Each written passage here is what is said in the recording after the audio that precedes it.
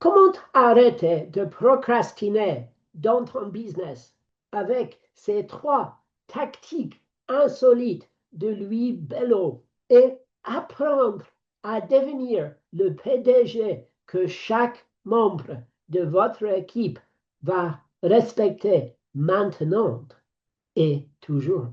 Mesdames, messieurs, je vous présente Monsieur Louis Bello. Je vous amène sur un secteur de réflexion aujourd'hui. En fait, il va en avoir trois dans les chapitres qui suivent. Celui de la procrastination, les amis.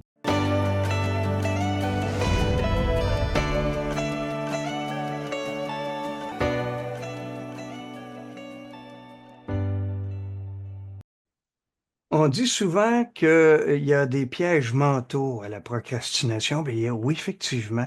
Euh, Contrairement à la croyance populaire, c'est pas de la paresse. Ah non, c'est pas non plus un manque de volonté. Non, non. Des études ont été faites par des psychologues. C'est une forme de protection psychologique euh, contre l'incertitude, contre le jugement des autres, contre la peur de l'échec. Que vont penser mes pairs dans mon monde? D'ailleurs, puis c'est tellement répandu que je vous rassure, 95% des gens procrastinent d'une certaine manière dans leur domaine professionnel. Donc, il y a une revue psychologique, donc le Psychological Science, qui avait fait le tour de ça. Ça m'avait bien fait sourire, je voulais vous renseigner là-dessus. Donc, on est tous un petit peu pris par la procrastination, à différents niveaux. Donc, c'est un phénomène qui est très répandu et très simple. Dans le fond, c'est que notre cerveau humain cherche à éviter de la douleur, hein. Tout à fait normal. Alors, on essaie de maximiser l'effort immédiat, hein, au profit, évidemment, de l'action qu'on doit faire, qui, elle, est reportée. Donc, ce qu'on a à comprendre, c'est juste d'apprendre à le maîtriser. Pour y arriver, bien, je crois qu'on doit être saisi de quelques données. En fait, la procrastination, elle est de à trois niveaux, ou de trois types. Elle peut être une procrastination qu'on dit paralysante, ou stratégique, ou encore au perfectionnisme. La procrastination paralysante, ben, c'est celle qui est souvent, lorsqu'on est face à une tâche qu'on trouve monumentale, ben là, on est comme figé, et ça nous paralyse. Euh, il y a une façon simple de se débarrasser de tout ça, c'est de regarder la tâche puis de le découper en petits morceaux. À ce moment-là, bon, on amenuise tout l'impact de la peur qui est créé et il s'agit juste de trouver un démarrage avec une petite action et voilà, l'effet va se mettre en fonction. Donc, notre locomotive va commencer à avancer. La procrastination peut être stratégique aussi et celle-là, je l'entends souvent. Ah, Louis, j'ai pas la bonne information. Ben là, je sais pas si c'est le bon timing. Ah, écoute, Louis, j'attends l'aval d'un de mes collègues. Ce que ça cache, c'est un inconfort face à une décision qui est un peu difficile, incommodante, parce qu'on a encore peur de l'incertitude que ça va créer. Et l'étape numéro 3, une autre type que je vois très fréquemment, c'est celle du perfectionnisme. Ah, c'est pas encore parfait. On peut pas me lancer ça, Louis.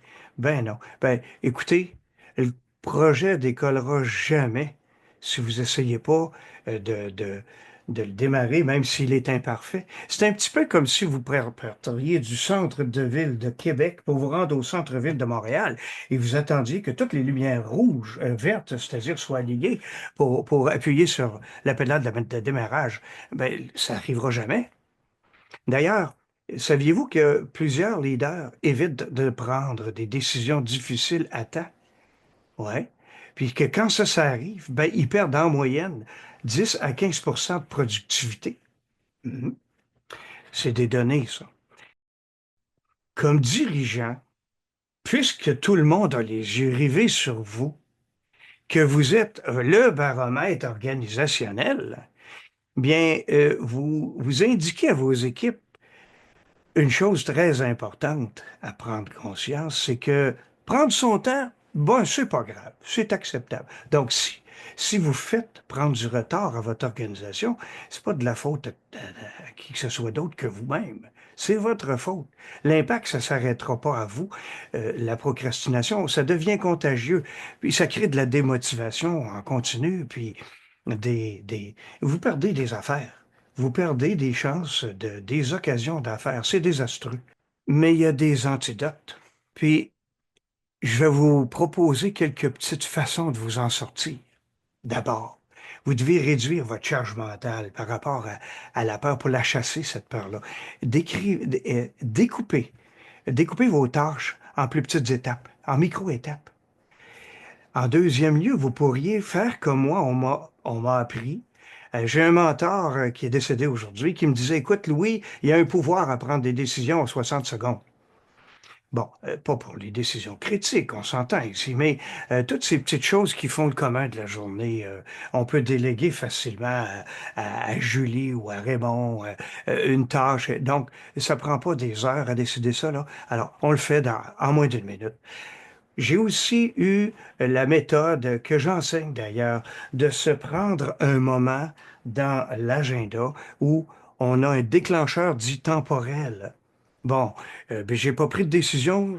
Si j'ai pas pris de décision d'ici vendredi, ben, je passe à l'action par défaut. That's it. Ça nous donne un point de repère dans l'agenda, ce qui nous permet de passer à l'action et surtout de ne pas contaminer nos gens. Et le quatrième point, le plus important d'après moi, c'est d'avoir à vos côtés un coach, un mentor, ou un coach mentor, un partenaire d'affaires à qui vous pourriez poser des questions. Il faut vite briser votre inertie. C'est un des points clés. D'ailleurs, les organisations qui mettent en place ce genre de système de gouvernance, là, qui est très, très clair, puis qui ont un rythme de décision plus rapide, ben, c'est eux autres qui captent les opportunités de marché en premier. Il n'y a jamais de moment parfait, il n'y aura jamais assez d'informations. Le risque zéro, ça n'existe pas. Vous êtes un entrepreneur, c'est à vous de rapidement avoir la capacité d'agir avec confiance, malgré l'incertitude. Et c'est d'ailleurs ce que vos équipes, vos clients attendent de vous. Les micro-actions, les petites routines. Ce sont des clés d'entrepreneurs qui sont non négligeables. Toute personne qui veut réussir doit se munir dans l'organisation de son temps, d'un choix judicieux, évidemment, des choses à faire, des activités, mais doit aussi les répartir, puis doit impliquer son personnel avec des routines. Je me souviens de Michel Poirier, une entreprise en pleine effervescence, là. Michel organisait à la fois sa vie professionnelle et sa vie personnelle à travers l'ensemble de son entreprise. Puis, on avait créé comme ça des petites périodes qui lui permettaient de pouvoir ressaisir un peu ses idées pour mieux planifier.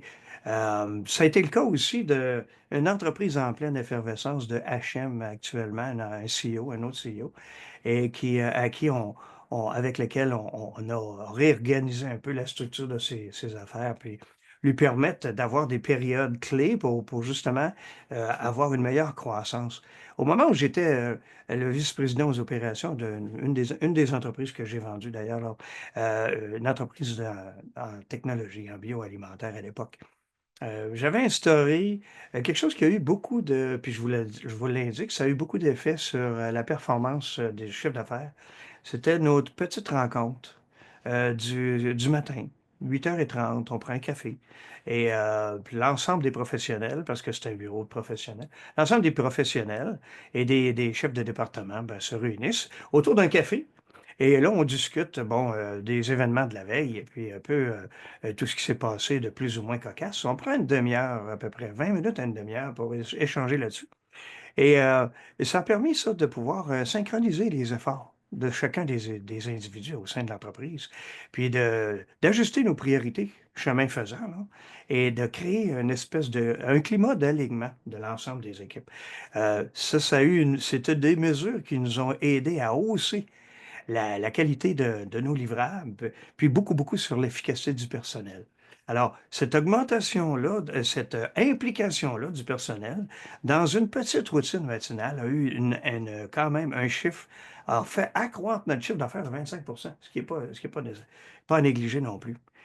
Donc, la leçon ici, c'est une des choses à retenir. Ces petites routines, ces petites micro-actions, micro-décisions, Ce sont vos meilleurs alliés pour une performance durable dans votre organisation.